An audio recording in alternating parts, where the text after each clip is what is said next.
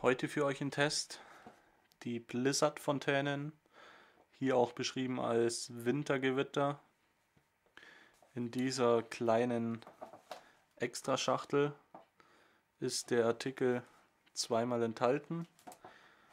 Einmal habe ich ihn bereits herausgenommen, wird wahrscheinlich so eine Art Chico Chico Fontäne sein, obwohl ich hier jetzt keine Pfeifer ertasten kann.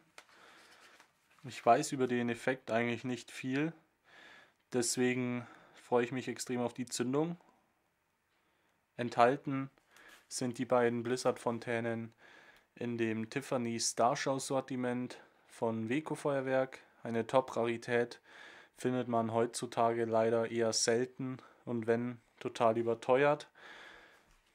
Aber ich werde die Artikel natürlich zünden und heute, wie gesagt, die Blizzard Winterfontänen. Ach nee, Wintergewitter, genau so. Und wünsche euch jetzt viel Spaß bei der Zündung.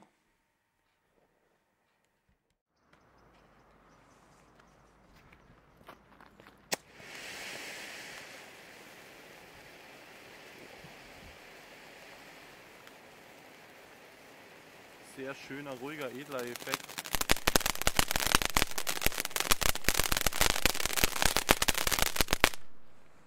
Kurze Brenndauer, aber unfassbar schöner Effekt. Und direkt noch die zweite.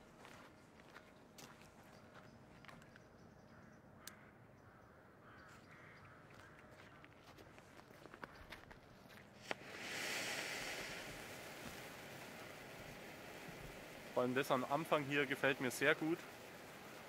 Okay.